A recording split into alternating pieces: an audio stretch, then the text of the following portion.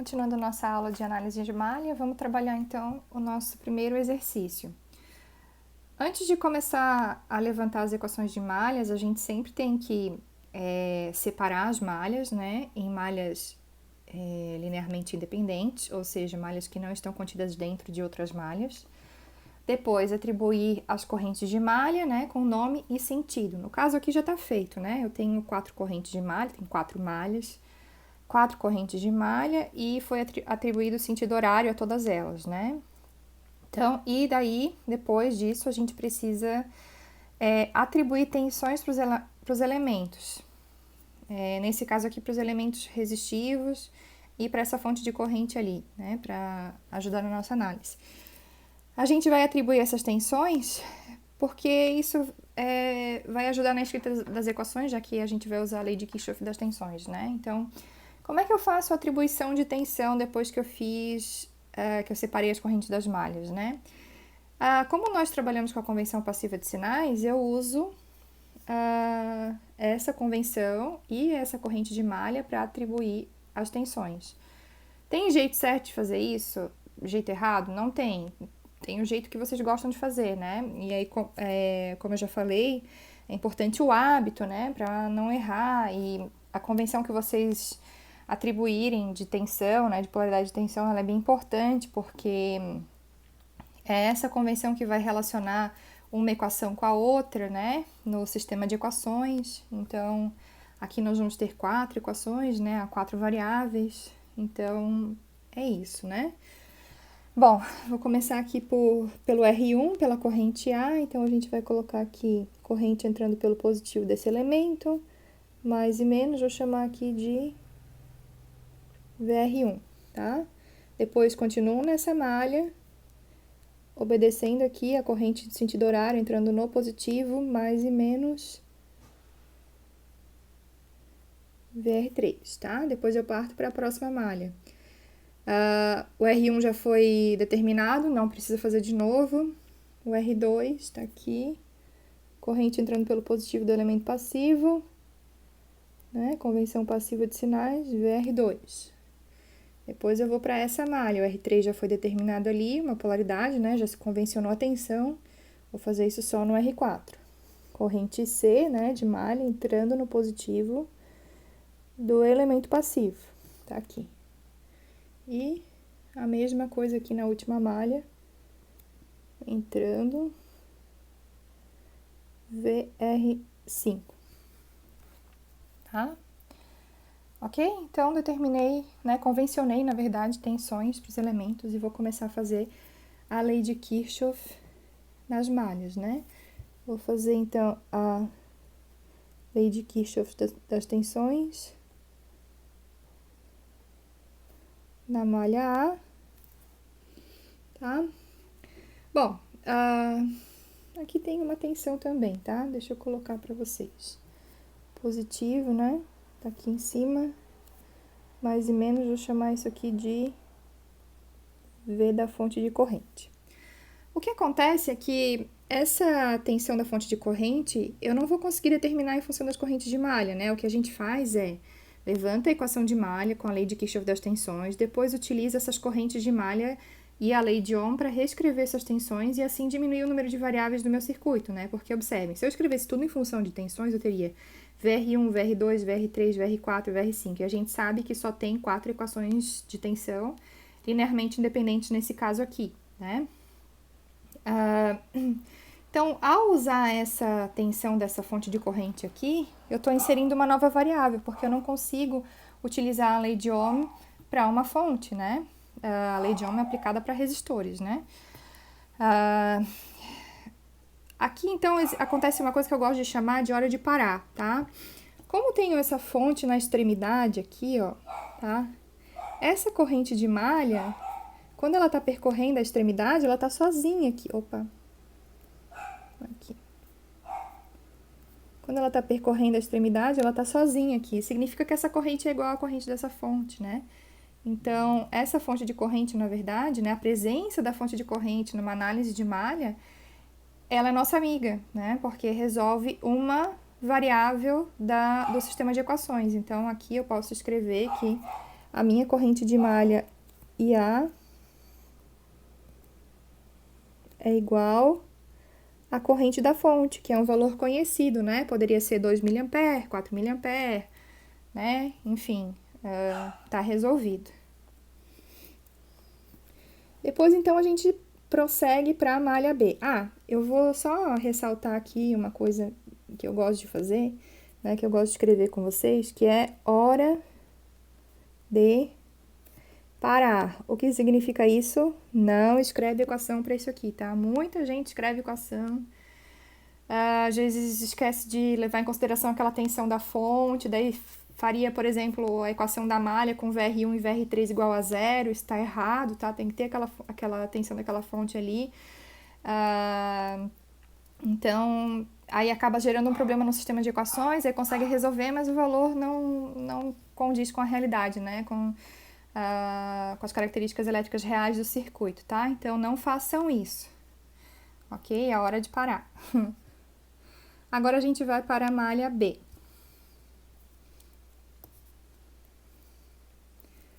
Malha B, onde tem a corrente IB, tá? Malha B. Eu sempre gosto de começar a análise, até nem falei isso com vocês antes, né?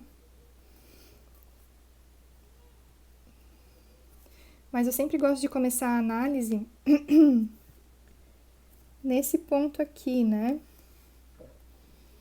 Que é ir seguir o sentido da corrente, nesse caso aqui um sentido horário. Primeiro sinal que eu vejo no sentido horário eu copio, é ali que eu gosto de começar, tá? Então, já vou copiar menos VR1 ali embaixo, na minha análise de malha. Deixa eu só botar isso pra cá, pra facilitar a nossa vida, né? Então, vou passar uma linha aqui. Menos VR1, né? Menos VR1 mais VR2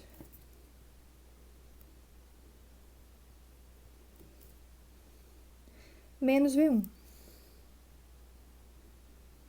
Isso é igual a zero. Tá aqui a equação da nossa malha. A gente utiliza o mesmo princípio da análise da análise nodal para preservar os sinais das variáveis, tá? Então, o que eu tenho de variável aqui, preservo o sinal, porque isso tem uma relação, né? Por exemplo, VR1. Quando eu olho de um lado da malha, eu estou olhando com mais VR1, quando eu olho do outro lado da malha, eu estou olhando com menos VR1, né? Por causa do sentido da corrente, por causa da análise que eu estou fazendo. Essa é a forma como se correlacionam as equações do sistema, né? É como a gente vai resolver. Quando a gente termina o sistema de equações que a gente vai resolver matematicamente para determinar, nesse caso aqui, as correntes de malha, né?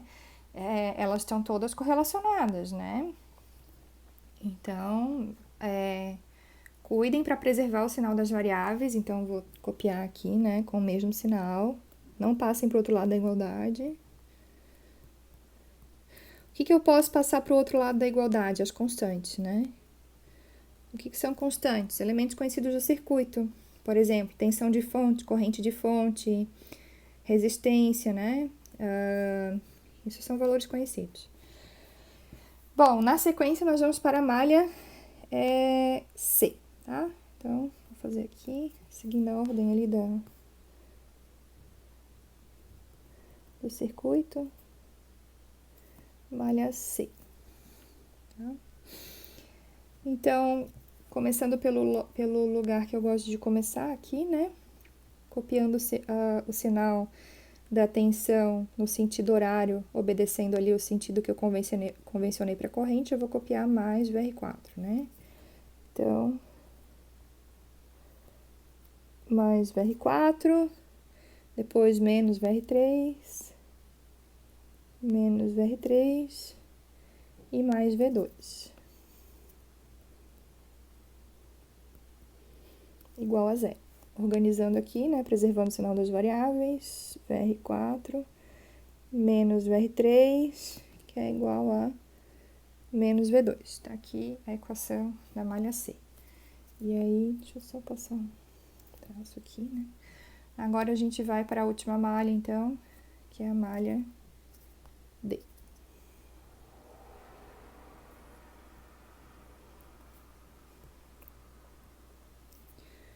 malha D. Então, sentido horário, primeiro sinal que eu vejo eu copio, né, no lugar onde eu gosto de começar, que é aqui.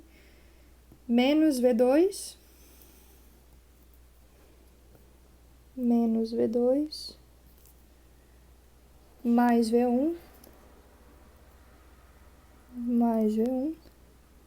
Mais VR5. VR5 é igual a zero. Então, reescrevendo isso aqui, a gente tem o seguinte. VR5 é igual a V2 menos V1, ou menos V1 mais V2, tá? Bom, aqui está o meu sistema de equações. Então, eu tenho algumas opções agora. Coloco isso dentro de uma matriz, né? Para utilizar algum método de solução de sistemas, não sei, eliminação gaussiana, Cramer, né? O que vocês quiserem. Eu vou fazer aqui uma substituição simples, tá? Para resolver. Só que, de maneira análoga ao que a gente fazia na análise nodal, para a gente resolver esse sistema de equações agora, eu preciso diminuir o número de variáveis, né? Então, vejam bem, eu tenho 3 equações, né, basicamente, considerando que essa aqui está resolvida. Opa! Aqui eu escrevi IF, né? Tá errado, gente, peraí, deixa eu corrigir. É I1, tá? Que é aquela corrente da fonte lá. Bom, eu tenho 3 equações. Vamos ver quantas variáveis eu tenho, né? Eu tenho VR1, VR2, VR4, VR3 e VR5. Eu tenho 5 variáveis, 3 equações, a gente já sabe que isso não dá certo, né? Então, o que eu tenho que fazer? Escrever essas tensões agora em função das minhas correntes de malha, né? Que são aquelas 4 correntes. Considerando que eu tenho 3 equações, mas uma está resolvida, né? Daí eu vou usar... Onde eu usar essa corrente, eu já vou substituir por I1, né? Onde apareceu IA nas minhas equações, eu vou substituir por I1. Mas o que a gente faz agora, basicamente, é utilizar a lei de Ohm, tá? Então, eu vou fazer aqui um parênteses do lado e a gente vai estudar um pouquinho como é que a gente reescreve essas tensões em função da lei de Ohm, tá? Vou fazer isso no canto aqui.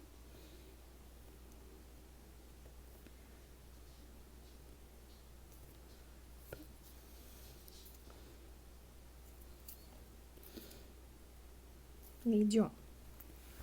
Muito difícil.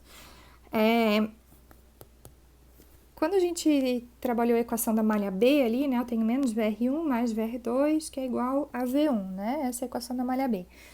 Então, eu quero reescrever, a primeira tensão que eu quero reescrever é VR1, né? Então, observem que VR1 é um resistor que está num ramo que é fronteira entre a malha A e a malha B, né? Daí, como é que eu vou usar a lei de Ohm aqui, né? Eu vou puxar ele aqui, vou redesenhar esse resistor aqui. Então, esse é o nosso R1, né? Tem uma indicação de tensão com essa polaridade lá, que a gente chamou de VR1. E eu vou dizer que existe uma corrente aqui, que percorre esse resistor, que é uma corrente, por enquanto, eu vou chamar ela de IR1, tá? E a gente sabe que tem as correntes de malha ali, né? IA e IB, no sentido horário, né? Bom, o que eu vou fazer? Eu vou colocar essas correntes aqui, só que eu não vou desenhar elas circulares, né? Então, eu vou colocar já no sentido horário aqui, tá? Então, IA tá assim, ó, pra baixo, né? Completando aqui o sentido horário, né? IA tá pra baixo. Então, eu vou escrever aqui IA. Assim como IB do outro lado tá para cima. Se eu quero reescrever essa tensão VR1 em função da lei de Ohm, né? Então, eu vou escrever VR1 é igual a R1 vezes essa corrente IR1, né? Mas o que é essa corrente IR1, né? Então, IR1 é igual a corrente IA, tá no mesmo sentido de IA ali, ó, tá? Menos IB, né? Porque IB tá no sentido contrário. Tá diminuindo a magnitude de A, né? Ok? E aí, então, meu VR1 é igual a R1 que multiplica IA menos IB, tá? É isso que a gente faz para cada uma das tensões. E reescreve esse conjunto de equações, tá?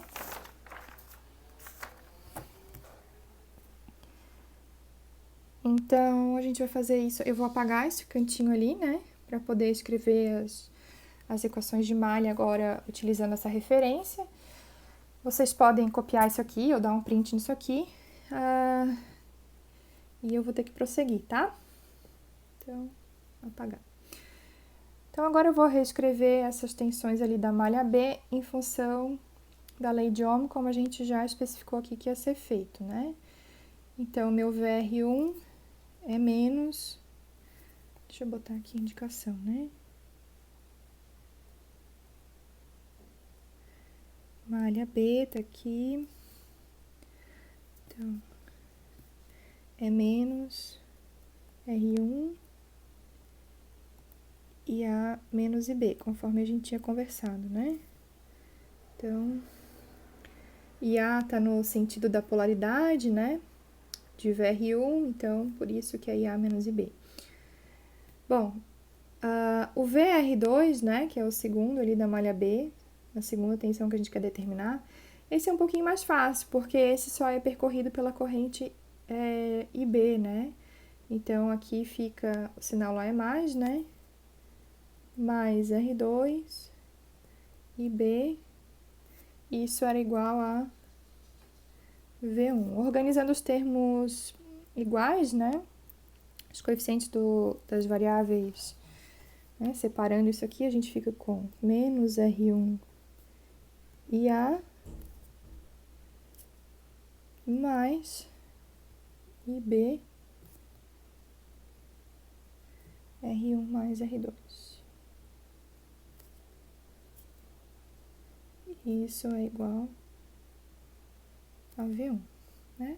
Tá aqui a nossa equação da malha B. Agora tá completa, tá? Opa.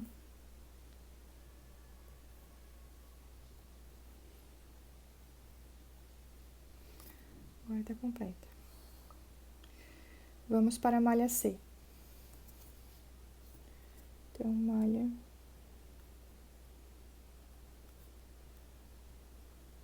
C, né? Utilizando a lei de Ohm, eu tenho ali mais VR4 menos VR3, né? Vamos ver aqui, o R4 também tá na extremidade, então é fácil, né? R4 e C. Então, mais R4 e C. Daí o VR3 não, né? Vou copiar aqui menos o R3 e vou fazer a relação das correntes. Para gerar aquela polaridade ali, né? Tá alinhado com a corrente IA, né? Porque a corrente A é que entra no positivo de VR3, então é IA menos IC, tá? Aqui, IA menos IC. Tá ali o VR4, e isso é igual a menos V2, ok? Malha C. Agora a gente vai para a malha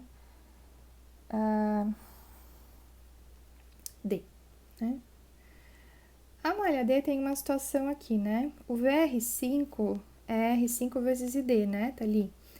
Então, eu vou escrever isso aqui. R5 vezes ID. Opa.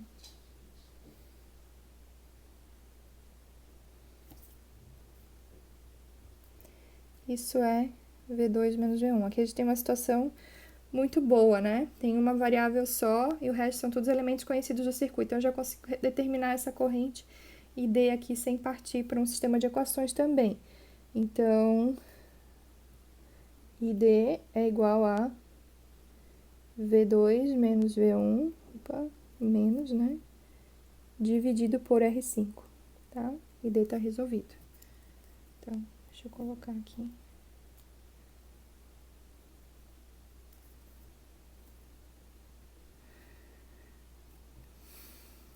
que a gente vai fazer agora? A gente vai pegar essas correntes conhecidas e vai substituir, né? Faltou organizar aqui os termos, os coeficientes dos termos das variáveis, né? Então, a gente fica aqui com menos R3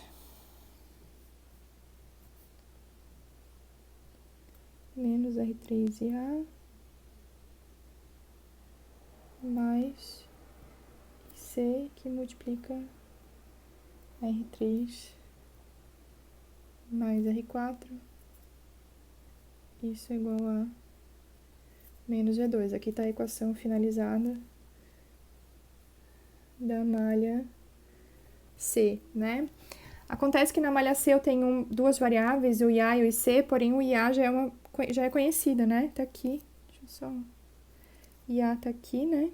A gente já conhece, então eu vou substituir o IA ali e já vou obter o IC também, tá? Então,